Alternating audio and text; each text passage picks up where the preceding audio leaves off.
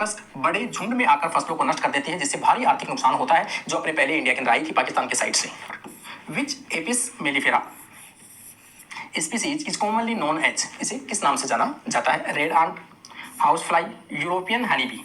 ठीक है ना, ये जो ना एपिस मेलिफेरा, इसे कॉमन नाम से कैसे जाता है? यूरोपियन हनी बी के नाम से जाना जाता है। पूरे विश्व में सबसे अधिक मात्रा के अंदर पाई जाती है, कॉमन पाई जाती है, कहीं भी देखने को मिल जाती है। एपिस मेलिफेरा दुनिया की सबसे आम मधुमक्खी प्रजातियां हैं, जिसका उपयोग शहद उत्पादन करने, परागकण को बढ़ावा देने में किया जाता है और मोम का प्रोडक्शन करने में भी किया जाता है। वैक्स का प्रोडक्शन भी इसके द्वारा किया जाता है।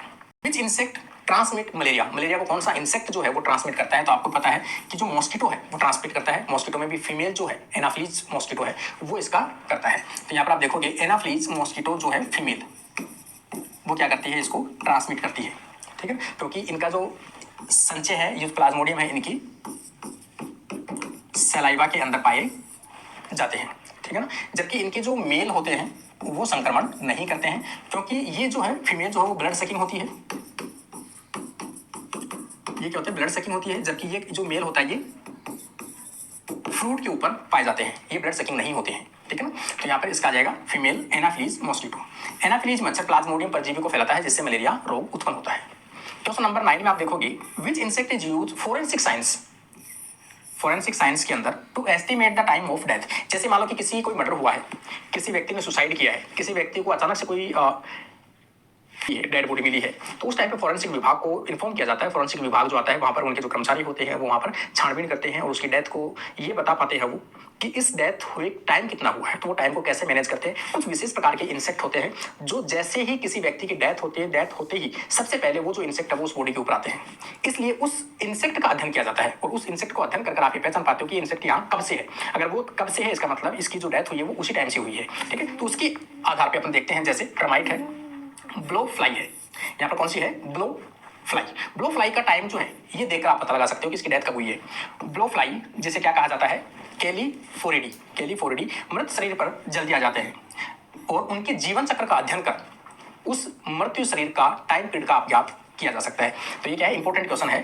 ब्लो फ्लाई की सहायता से आप किसी भी डेड बॉडी का टाइम पीरियड बता सकते हो कि इसकी डेथ है वो कब हुई है, अनुमानित समय अंदाजा लगाया जा सकता है। अगला क्वेश्चन आप देखोगे 10 number, What is the primary economic benefit of termites in ecosystem? Termites का इकोसिस्टम के अंदर मुख्य योगदान क्या है? वैसे तो देखो टर्माइट जो है वो नष्ट करते हैं, किसी न किसी चीजों को खराब भी करते हैं, लेकिन कई जगह बेनिफिट भी है कि टर्माइट जिस मिट्टी के अंदर रहते हैं उस मिट्टी के अंदर क्या करते हैं? खोखलापन करते हैं। खोखलापन के कारण से हवा जो है वो मिट्टी के अंदर जाती है, एरेशन होती है ना, वायवीय। तो एरेशन होगा तो हवा अंदर जाएगी, तो अंदर का जो उपजाऊपन है मिट्टी का वो बढ़ सकता है। तो कुछ माना जा सकता है इसका, अपन कह सकते हैं वुड डिस्ट्रक्शन, ये तो नुकसान है इसका। सॉइल एरेशन, सॉइल के अंदर हवा का छेद करता है, और न्यूट्रिशन रिसाइकलिंग करता है। ये दोनों ऑप्शन सही है, वो सही है, क्योंकि इसने क्या पूछा है? इकोनॉमिक बेनिफिट पूछा है, तो बेनिफिट बताना आपने। ठीक, क्वेश्चन की लैंग्वेज सबसे इंपॉर्टेंट है कि जब आपके एग्जाम हॉल के अंदर आप बैठे हो वहां पर क्वेश्चन की लैंग्वेज क्या है, आप आराम से आपको पढ़ना क्या है, उसकी लैंग्वेज पढ़ना है। नोट है, रॉन्ग है, राइट है, नोट रॉन्ग है, नोट राइट है, क्या पूछा क्या है, उस चीज को अंडरलाइन करते हुए आपने आगे ऑप्शन पढ़ना है। तो इसका राइट आंसर आ जाएगा soil aeration and nutrition cycling. दीमक जैविक पदार्थों का विघटित कर मिट्टी की उर्वरकता को बढ़ाता है, फर्टिलिटी को। विच insect responsible for transmitting sleeping sickness disease? Sleeping sickness disease है, अफ्रीकन लोगों के अंदर देखने को मिलता है, और अफ्रीकन लोगों के अंदर खासतौर से जो प्रोटोजोआ है ट्रिपेनोसोमा ब्रुसाई के द्वारा कोज किया जाता है। ये अपन पहले डिस्कस कर चुके हैं किसके द्वारा किया जाता है, तो ये ट्रिपेनोसोमा ब्रुसाई जो प्रोटोजोआ है के द्वारा ये रोग होता है। अब ये है कि इस रोग को फैलता कैसे है, ये फैलता कैसा है? तो ये इंसेक्ट मक्खी के द्वारा फैलाया जाता है। इस मक्खी को क्या कहते हैं? कई जगह तो सी लिखा होता है, ऐसे भी लिखा होता है। प्रोनाउंसिएशन देखो इसका अलग अलग है, जैसे ये यहाँ पे दिया है तसे मक्खी। ठीक है, इस मक्खी का दूसरा नाम भी कई बार पूछा जा सकता है। कई बार तो ऑप्शन में ये मिल जाती है आपको, और कई बार ये नहीं मिलेगी तो आपको ये नाम मिलेगा, ग्लोसिना। ठीक है, जो टी या सी अपन कह सकते हैं, सी जो मक्खी है इसी का दूसरा नाम क्या है? ग्लोसिना। तो ये आपको दोनों ही नाम इंपॉर्टेंट है, और ये क्वेश्चन एक हमें सी fly.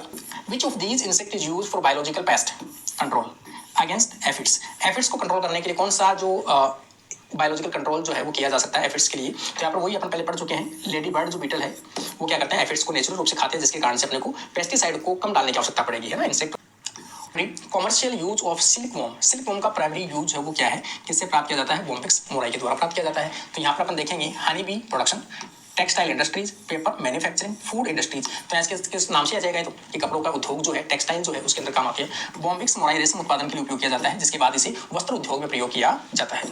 Question number 14, which insect is known for causing significant crop destruction in swarm. फसल जो है, खेती जो है, उनको एक साथ नष्ट करने के लिए झुंड में जो आते हैं वो कौन से जीव होते हैं, ठीक है ना।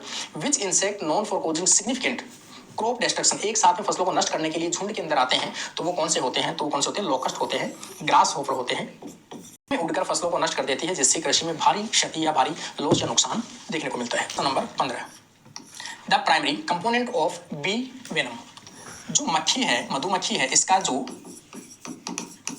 पॉइजन है या जो विष है, इसके अंदर कई कंपोनेंट पाए जाते हैं, ठीक है ना, इसका कंपोजिशन